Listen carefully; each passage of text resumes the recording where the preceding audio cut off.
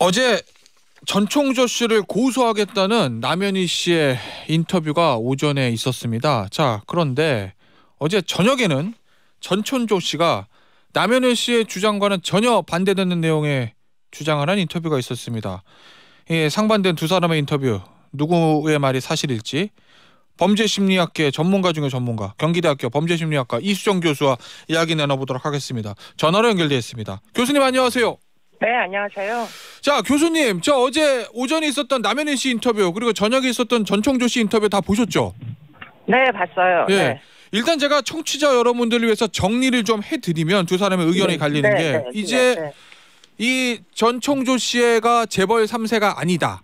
그리고 성별이 여자다. 이 중요한 사실들을 언제 알았느냐. 이 점에 대해서 남현희 씨는 최근에 인터뷰 이후에 알았다.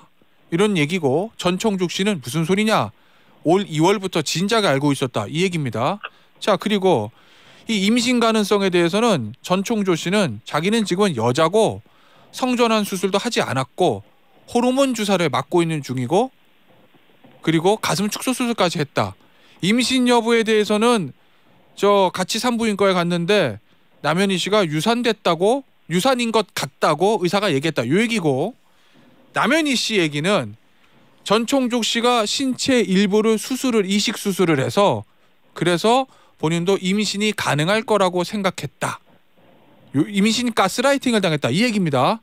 완전히 진술이 상반됩니다. 지금 교수님. 네, 교수님, 예. 교수님 보시기엔 예. 네, 말씀하세요. 교수님 보시기에는 어떻게 보셨습니까? 두 사람 인터뷰. 네, 180도 다른 얘기를 지금 하고 있다라는 그 상황인데요. 예. 그래도 사실관계를 조금 분명하게 할 수 있는 지점이 있습니다. 객관적으로 볼 때. 예. 지금 전총조 씨를 1월 달에부터 12월에 만나서 1월 달부터 연인 관계였다 이런 주장이잖아요. 예. 전총조 씨는 그 이후에 산부인과를 가서 유산기가 있다라는 얘기를 듣는 걸 본인이 옆에서 들었다 이런 얘기지 않습니까? 예. 그리고는 지금 남현희 씨는 산부인과를 간 적이 없다 이런 얘기잖아요. 그렇죠. 그래서 가짜 임신 테스트기로다가 지금 여러 번 임신한 것으로 두 줄로 나와서 그런 줄 알았다 이런 주장이기 때문에 예. 네, 산부인과를 한 사람은 안 갔다고 그러고 다른 한 사람은 간 적이 있다고 하니 예. 산부인과 기록을 확인해 보면 지금 두 사람의 진술 중에 어느 진술이 진실인지는 금방 알 수가 있지 않겠습니까? 예. 그렇기 때문에 지금 이제 아마도 그 관계의 좀 앞쪽 부분인 것 같은데 지금 산부인과에 가게 된 그 경우가 있었던 것으로 지금 확인이 되고 있으니까 예. 그 대목이 제일 크리티컬하게 지금 입증할 수 있는 내용이다 이런 생각이 들고요. 그리고 이제 전총조 씨 같은 경우에 지금 이제 언론에 전총조 씨의 어떻게 보면은 캐릭터가 계속 분석이 되면서 어떻게 보면 성정체감의 문제가 무엇보다도 심각한 것처럼 마치 성정체감의 문제하고 그 사람의 그 사기 전력하고가 막 혼입된 것처럼 이렇게 이제 그 비추어지다 보니까 예. 사실은 신빙성이 이 사람의 진술의 신빙성이 현저하게 지금 격화된 상태였단 말이죠. 전총조 씨가요? 예. 그렇죠. 그러고 남 씨가 전적으로 이제 100% 피해자인 것처럼 지금 비추어졌잖아요. 그랬었죠. 그런데 지금 어저께 저녁 때 이제 전총조 씨의 인터뷰 내용은 사실은 남현희 씨가 이 모든 그 진행 상황을 인지하고 있었다라는 주장이잖아요. 최소한 그렇죠. 2월 달부터는. 예. 그렇기 때문에 그렇게 되면 지금 이 전총조 씨에 대한 사기 혐의, 그 주변에 많은 사람들이 지금 사기 피해를 호소하고 있으니까 그 사기 피해로 인한 어떻게 보면 범죄 수익과 연관된 부분이 사실 2월달 이후에는 남현희 씨가 인지하고 있는 상태로 지금 생활비나 사치품 구매에 사용된 거 아니냐 이런 의혹도 심지어는 우리가 가질 수 있을 정도로 지금 상당 부분 어저께 밤에 전총조 씨가 인터뷰한 내용은 사건의 국면을 180도 뒤집어 놓는 이런 인터뷰 내용이다 이렇게 보입니다. 예, 알겠습니다. 결국 이제 그 진술의 신빙성 부분이야 이제 수사기관에서 수사를 할 거고 교수님 말씀하신 대로 산부인과 진료 기록 띄워보면 되는 거니까요.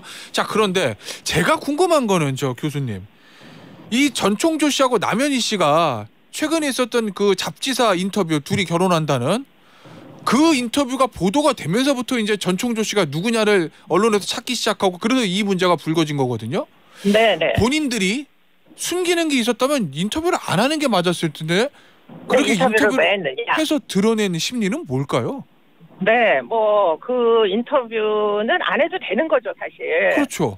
만약에 두 사람이 서로 간에 뭐 범죄 수익을 노린 사기에 합의를 했다면 그럼 사실 그 인터뷰는 하면 안 되는 거잖아요. 예. 그런데 그 인터뷰를 하게 된 경위는 사실은 지금 남현희 씨가 인터뷰에 가치가 있는 분이죠.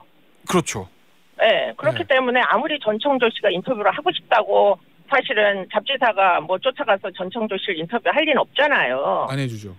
그러니까 결국에는 남현희 씨가 인터뷰를 절박하게 해야 되는 어떤 니즈가 있었던 이유가 뭐냐를 캐는 게 그게 전총조 씨의 뭐 문제가 불거질 거를 몰랐다손 치더라도 뭐 결국은 남현희 씨가 왜 그렇게 인터뷰를 하려고 했을까? 그리고는 사실 인터뷰 내용을 좀 고려를 해보자면 나는 재벌 3세하고 2세인지 3세인지 결혼한다 이런 내용이었잖아요. 그렇죠. 네, 그러니까 결국은 결혼 발표 인터뷰인 거예요. 네. 근데 이제 결혼 발표가 일반적으로는 동거하는 뭐 남녀 사이에 그렇게까지 센세이셔널한 이슈가 별로 될 게 없는데 이미 동거하고 있었으니까. 그런데 그렇게까지 인터뷰를 해야 되는 일은 남현희 씨가 자초한 거 아니든가요? 예를 들면 뭐 펜싱 사업과 관련된 니즈라든지 그런 것들을 상상해 볼 수 있다는 취지신 거군요. 뭐, 네, 지금 수사가 이제 시작된 걸로 알고 있습니다. 알겠습니다. 자, 이 전총조 씨 보면 말이죠. 저 교수님. 네. 이 요새 뭐 밈이 돈다고 하는데 인터넷상에서 IM 실례예요. 오케이. 그럼 넥스트 타임에 놀러 갈게요. 이 영어와 한글을 섞어 쓰는 이 심리들은 저희가 이거 어떻게 이해해야 되는 겁니까? IM 실례? 뭐 되게 지금 이제 그 제3자가 보기에 되게 어리석은 바보 같은 짓이다라고 보이지만 실제로 교도소에서 사기범들을 보면 면담하다 보면 그렇게 현학적인 모양새를 이제 상대에게 어필을 하려는 사람이 생각보다 많아요. 본인의 지적 수준을 상대에게 과장하고 싶은? 그렇죠. 나 사실은 아주 괜찮은 사람이야. 공부도 많이 했어. 이런 걸 보여주는데 영어 어휘를 막 섞어 쓰는 것보다 더 효과적인 건 없잖아요.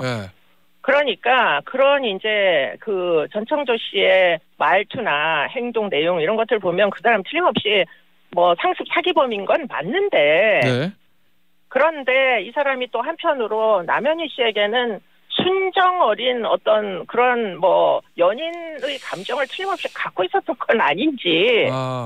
아니, 그래서 나름대로 뭐 무슨 희생을 치르고라도 이 관계는 유지하고 싶다 이런 희망사항도 한편으로는 있었지 않았을까 이런 생각도 든다는 거죠. 아니 뭐 어제 저 전총조 씨 인터뷰 보면 본인이 투자받은 돈 전부 다 남현희 씨를 위해서 썼다. 뭐 카드값에 뭐 명품 대금에 다 얘기를 하더라고요. 그리고 남현희 씨가 임신했을 거로 추정이 됐었던 그 애가 누구 애인지는 상관없다. 나랑 키우면 되니까. 뭐 이런 얘기까지 들어서 뭐 어쨌든 본인이 남현희 씨를 되게 위했던 걸로 저 이렇게 얘기를 하고 있는데 남현희 씨가 이 전총조 씨를 만나면서 느꼈던 심리적인 상태 이거는 뭐라고 교수님은 추정하세요? 지금 나와 있는 걸로 보시면. 지금 이제 그 대목이 전혀 설명이 되어 있지 않은 채 언론은 전청조만을 주목하고 있다. 이게 이제 이 사건의 가장 큰 그 뭐 미싱한 포인트다 이렇게 보입니다. 그렇기 때문에 지금 이 남현희 씨가 그러면 어떤 경위로 전청조 씨를 만나서 이렇게까지 의존하게 됐느냐. 남현희 씨가 원래 그런 사람이냐. 뭐 물불 안 가리고 사람들에게 정말 이렇게 뭐 전혀 판단 능력 없이 이렇게 의존하는 사람이 전혀 그렇지 않거든요. 이 사람 국가대표입니다. 그렇기 때문에 대단히 나름대로의 의사결정 능력이 월등했을 텐데 지금 남현희 씨가 주장하는 게 원래 남현희 씨 모습하고 되게 다른 내용이잖아요. 네, 가스라이팅이라는 게 아무 때나 일어나는 게 아닙니다. 뭐 굉장히 피해자들이 취약성이 있어야 이게 일어나는데 전혀 사회로부터 분리되지 않은 상태로 친정 식구들하고 아무 때나 만날 수 있는 이런 사업하는 여성이 과연 전청조 같은 인간에 의해서 가스라이팅 될 수 있느냐. 네. 사실은 뭐 100번 뭐 의심스럽지만 그게 그렇다손 치더라도 지금 이 사건은 두 사람의 이 관계 속에서 있었던 아직은 제대로 밝혀지지 않은 성폭력 사건에 좀 더 주목을 해야 되는 게 아닌가. 성폭력 사건이요? 네, 지금 남현희 씨가 운영하던 아카데미의 학생들이 지금 남현희 씨의 후배 아주 그 관계가 밀접했던 사람에 의하여 성폭행을 당해가지고 지금 사건이 아마 피해자가 3명 이상 되는 걸로 알고 있어요. 그 사건이 진행 중에 지금 이제 전청조가 등장하게 된 것이고요.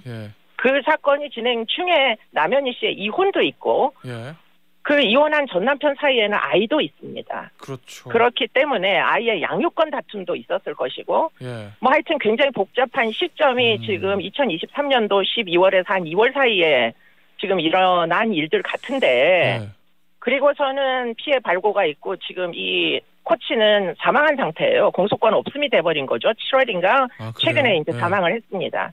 그러니까 이 관계들과 얽힌 복잡한 남현희 씨의 심정을 우리가 분석을 해야 그래야 좀 더 이 사건의 실체를 알 수 있는 게 아닌가. 그저 정체성이 좀 모호한 전청조 씨를 우리가 그냥 어떤 사회적 비난만을 해가지고 지금 이게 제대로 지금 논의가 진행되는지 상당히 의문이다. 이게 알겠습니다. 제 의견입니다. 네, 뭐 결국 남은 거는 남현희 씨가 사기의 피해자냐 아니면 공범이냐 이 부분인 건데 자 수사가 진행되고 사건의 전말이 드러나면 더 좀 이 이슈를 다뤄보도록 하겠습니다. 오늘 인터뷰는 여기서 마무리하도록 하겠습니다. 경기대학교 이수정 교수였습니다. 감사합니다.